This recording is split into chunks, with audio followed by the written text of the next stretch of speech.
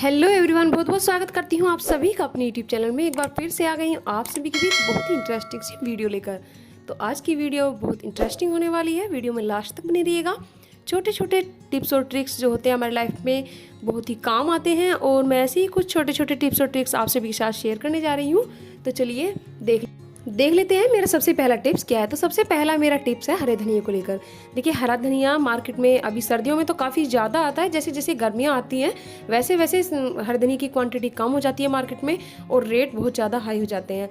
तो बट क्या होता है, कुछ सब्जियाँ जो होती हैं हरा धनिया डालने के बाद ही उनका टेस्ट पूरा आता है, या फिर चटनी तो हरे धनिया की हमेशा ही खाई जाती है। बट जब ज़्यादा महंगा हरा धनिया होता है तो सब्जी वाले भैया भी नहीं लेकर आते हैं, तो काफ़ी मशक्क़त के बाद हमें हरा धनिया मिलता है। तो हमें क्या करना है, जब हरा धनिया सस्ता होता है तब हमें हरा धनिया काफ़ी सारा ले लेना है एक साथ, और उसे साफ़ करके अच्छे से स्टोर करके रख लेना है। स्टोर किस तरीके से करना है चलिए देख लेते हैं। तो स्टोर करने के लिए हरे धनिया को आपको क्या करना है, हरे धनिया को पहले अच्छे से साफ़ कर लेना है। उसमें घास है जो भी है वो निकाल देना है, उसकी जड़ें निकाल देनी है। और उसके बाद आपको हरे धनिया को जैसे कि आप सब्जी में काटते हैं उसी तरीके से बिल्कुल बारीक बारीक कट कर लेना है। देखिए, हरे धनिया को धोना बिल्कुल भी नहीं है, क्योंकि अगर उसमें पानी होगा तो आपका हरा धनिया सूखने में बहुत ज़्यादा टाइम लगेगा और वो काफ़ी चिपचिपा भी हो जाएगा, शायद ना भी सूखे।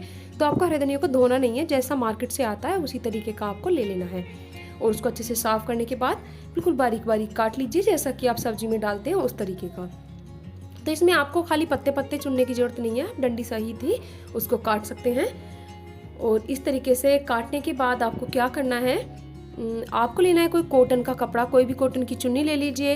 कॉटन का जो रसोई में आप यूज करते हैं वो कपड़ा ले लीजिए, कोई भी कपड़ा ले लीजिए। और आपको हरे धनिया को बिल्कुल भी धूप में नहीं सुखाना है, क्योंकि धूप में सुखाने के बाद क्या होगा, हरे धनिया की सारी खुशबू निकल जाएगी और वो बिल्कुल भी उसमें खुशबू नहीं रहेगी, फ्लेवर नहीं आएगा। तो हरे धनिया को आपको छाँव में ही सुखाना है। आप चाहें तो स्टार्टिंग में पंखे में सुखा सकते हैं, और उसके बाद उसको इसी तरीके से कमरे में मतलब छाँव में रहने दीजिए। तो आपका हरा धनिया 2 से 3 दिन में आराम से सूख जाएगा। अब देखिए, मैंने कॉटन का रसोई का कपड़ा ले लिया है। आप चाहें तो थोड़ा थोड़ा हरा धनिया इस तरीके से सुखाकर स्टोर कर सकते हैं, और चाहें तो एक साथ ज़्यादा धनिया लेकर भी स्टोर कर सकते हैं सुखाकर।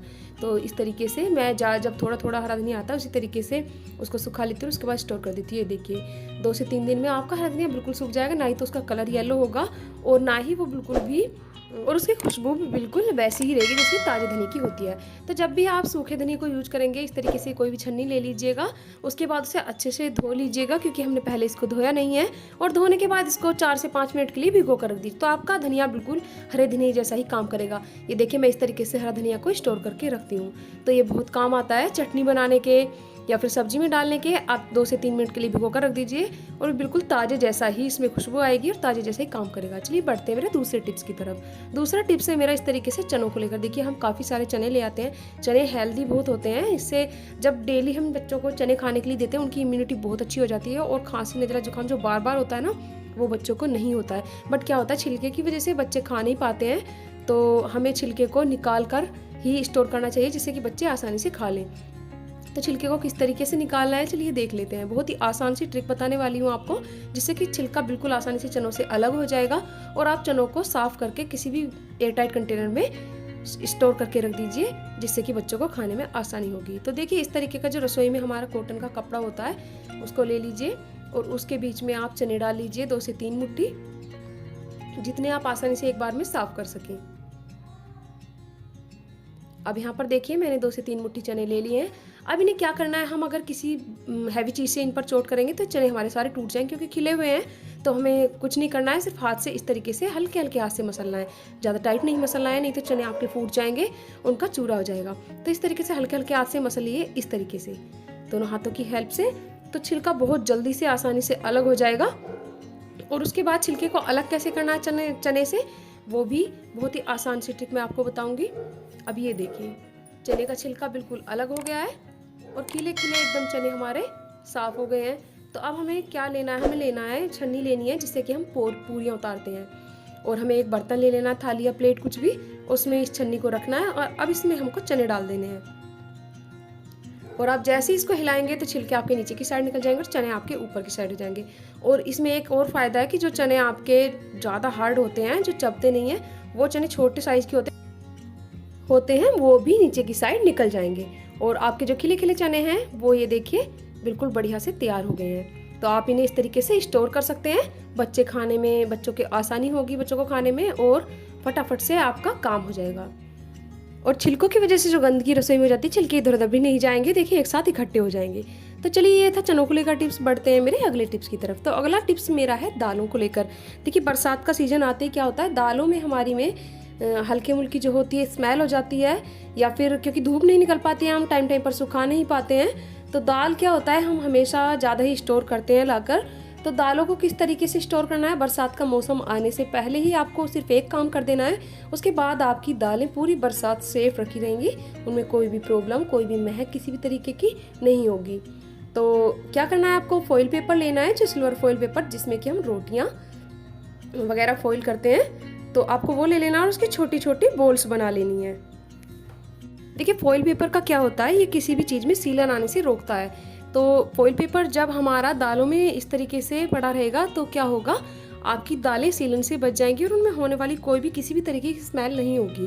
तो जब भी आप दाल को धोएंगे, इन फॉइल पेपर को निकाल दीजिएगा और आप दाल के डब्बे में ही पड़े रहने दीजिएगा, बस आपको यही ध्यान रखना है।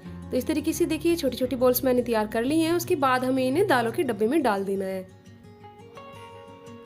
इस तरीके से आप दाल को बरसात से पहले स्टोर कर सकते हैं। तो ये था मेरा दाल को लेकर टिप्स। चलिए बढ़ते हैं अगले टिप्स की तरफ। तो देख लेते हैं मेरा अगला टिप्स क्या है। तो देखिए मेरा अगला टिप्स जो है वो है टूथपिक को लेकर। इस तरीके से देखिए टूथपिक हम सभी के किचन में होती है और बहुत ही काम की होती है। सिंक में पानी रुक जाए, कुछ भी अटक जाए, तो आप टूथपिक की हेल्प से फटाफट साफ कर सकते हैं। और इस तरीके से गैस के जो बर्नर होते हैं, देखिए गैस के बर्नर के साथ क्या होता है, हमारे गैस के बर्नर इस तरीके से गंदे हो जाते हैं, तो उसके बाद क्या होता है, गैस जब भी हम जलाते हैं तो गैस का कलर भी चेंज हो जाता है और हमारे बर्तन जो होते हैं, सारे बर्तनों की जो थल्ली होती है नीचे से काली हो जाती है गैस के बर्नर में गंदगी जमने की वजह से। देखिए गैस का कलर भी कितना चेंज हो जाता है, कभी लाल कभी पीली, इस तरीके की गैस होती है।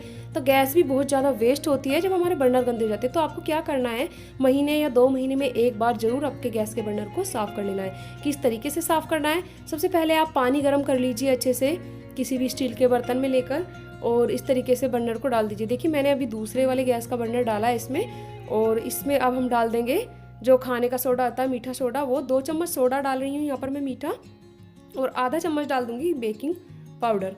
तो इससे क्या होगा, जो जितनी भी गंदगी अंदर तक जमी हुई होती है वो सारी बाहर निकल जाती है। आप चाहें तो इसकी जगह इनो का एक सैसे भी यूज कर सकते हैं, बट इनो का सैसे आपको बाहर से लाना पड़ेगा, मार्केट से लाना पड़ेगा। बट खाने का सोडा और बेकिंग पाउडर तो हम सभी के घरों में होता है, तो इससे आप इजीली साफ़ कर सकते हैं। इसमें आपको बाहर से भी कुछ भी लाने की ज़रूरत नहीं है। तो देखिए इस तरीके से आपको दूसरे बर्नर को भी गर्म पानी में डालकर रख देना है। जब आपका पानी अच्छे से गर्म हो जाएगा तो उसमें डालकर रख दीजिए कम से कम आधे घंटे के लिए। देखिए ये काम आप रसोई का काम निपटाने के बाद दोपहर को या फिर रात को भी करके रख सकते हैं। पूरी रात भीगे रहेंगे तब भी कोई दिक्कत नहीं है, क्योंकि सुबह में गैस की ज़रूरत होती है, उस टाइम आप इजीली इसको साफ़ करके दोबारा से लगा सकते हैं। साफ़ करने के लिए आपको ज़्यादा कुछ भी करने की ज़रूरत नहीं है, विम साबुन जो होती है आप उससे भी इसको साफ़ कर सकते हैं, या फिर सर्फ डालकर। इस तरीके से कोई भी, या तो जो आपके ख़राब टूथपेस्ट होते हैं घर में वो ले लीजिए, या फिर इस तरीके का ब्रश जो रसोई में हम बोतल वगैरह साफ़ करने के लिए रखते हैं वो भी ले सकते हैं। आपको इस तरीके से रगड़कर अच्छे से साफ़ कर देना है, और उसके बाद आपको टूथपिक की हेल्प से जितने भी इसके छेद हैं, जितने भी होल हैं, उन सबको खोल देना है, क्योंकि उनके बीच में जंग लग जाता है, और या फिर कोई भी चीज़ हमारी खाने पीने की उबलती है तो वो भर जाती है। तो उससे क्या होता है, कुछ छेद बंद हो जाते हैं, कुछ खुले रहते हैं, तो गैस हमारी तो पूरी वेस्ट होती है, बट वो जल नहीं पाती है, तो हमारी गैस वेस्ट होती है इस तरीके से, और हमारी जो बर्तन है वो भी काले हो जाते हैं। तो आप महीने 2 महीने में एक बार बर्नर को ज़रूर साफ़ कर लीजिए। इससे आपको गैस में जितनी भी प्रॉब्लम होती हैं वो कोई भी प्रॉब्लम नहीं होगी। देखिए कितना गंद मतलब निकलता है इसके अंदर से, जंग वगैरह आपको टूथपिक पर दिख रहा होगा। इस तरीके से सारे जब छेद खुल जाएंगे मैं आपको दिखाऊंगी कि गैस का कलर भी एकदम ब्राइट हो जाएगा और बिल्कुल ब्लू कलर की एकदम साफ़ सुथरी गैस आपकी रहेगी। तो इस तरीके से आप साफ़ कर लीजिए। अगर टूथपिक से ना सही तो आप सेफ्टी पिन की हेल्प से भी इसको साफ़ कर सकते हैं, या फिर निडल की हेल्प से, वो अंदर तक जाएगी तो उससे भी अच्छे से साफ़ हो जाएगा। देखिए गैस जो होती है बहुत ही सावधानी से बरतने वाली चीज़ होती है, इसमें जरा सी भी अगर लापरवाही हुई तो बहुत ही खतरे की चीज़ भी होती है। तो हमें टाइम टू टाइम पाइप वगैरह का भी ध्यान रखना पड़ता है कि पाइप हमारा ठीक है या नहीं, और गैस के जो बर्नर वगैरह हैं वो साफ़ है या नहीं। तो गैस को बहुत ही ध्यान से बहुत ही सेफ्टी से यूज करना चाहिए। तो इस तरीके से देखिए आप गैस के बर्नर को टाइम पर साफ़ करते रहिए, जिससे कि आपकी गैस के साथ जुड़ने वाली जो भी प्रॉब्लम्स हैं वो सॉल्व होती रहें। तो इस तरीके से देखिए साफ़ हो गए हैं, साफ़ पानी में अच्छे से मैंने वॉश कर लिया है इनको। उसके बाद इन्हें बिल्कुल अच्छे से सुखा लेना है, आपको साफ़ कर लेना। पानी बिल्कुल भी नहीं होना चाहिए, नहीं तो जहाँ पर भी पानी होगा आपकी गैस वहाँ से नहीं जलेगी और आपका जो बर्नर है पूरा नहीं जलेगा, वो जहाँ जहाँ से सूखा होगा वहाँ से जल जाएगा। कुछ टाइम के बाद जल बट आपको बिल्कुल सूखे करने के बाद ही इनको गैस पर लगाना है। चाहे तो आप पंखे में सुखाने के लिए रख दीजिए, चाहे कपड़े से अच्छे से सुखा लीजिए, अंदर तक भी बिल्कुल पानी नहीं होना चाहिए। आप यहाँ पर फिट कर दीजिए अच्छे से। देखिए अगर अच्छे से फिट नहीं होंगे तो आप जानते हैं कि गैस में एकदम से एक आवाज़ आती है जिससे कि हमें बहुत डर लगता है एकदम से, तो वो नहीं होगी। देखिए गैस का बर्नर मैंने बिल्कुल सुखा लिया है और अब देखिए गैस का कलर कितना एकदम ब्राइट हो गया है। गैस हमारी बिल्कुल पूरे जो होल हैं वो खुल चुके हैं। तो इस तरीके से गैस की जो वेस्टिंग है वो भी आपकी रुक जाएगी और आपके जो मतलब गैस को लेकर जो भी प्रॉब्लम्स है वो सोल्व हो जाएंगी। तो आप इस तरीके से साफ़ करते रहिए टाइम पर। देखिए गैस बिल्कुल बढ़िया है। तो ये थे मेरे आज के टिप्स और ट्रिक्स। आप सभी को कैसे लगे कमेंट सेक्शन में ज़रूर बताइएगा। कल फिर मिलती हूँ एक नई वीडियो के साथ, तब तक के लिए bye bye, take care, thank you so much.